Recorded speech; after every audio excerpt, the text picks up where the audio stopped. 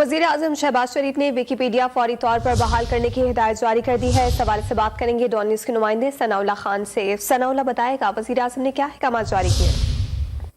देखिए, क्योंकि ये पीटीए ने 3 फरवरी को ये ड्रॉप की थी विकीपीडिया, कुछ उस पर काबिल एतराज मवाद की वजह से एक नोटिस भी दिया था विकीपीडिया को, कंपनी को, लेकिन उसका कोई जवाब नहीं है। फिर इस पर प्राइम मिनिस्टर ने एक 3 रुकनी वजारती कमेटी बनाई थी, लॉ एंड जस्टिस के वजीर थे, इकनॉमिक अफेयर की और इंफॉर्मेशन एंड ब्रॉडकास्टिंग की।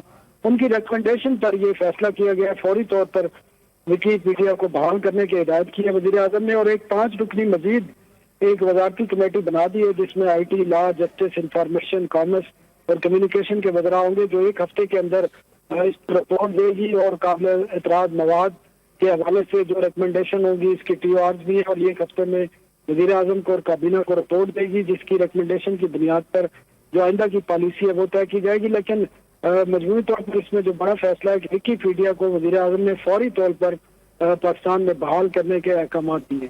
बहुत शुक्रिया सनाउल्लाह खान, आपने अपडेट किया।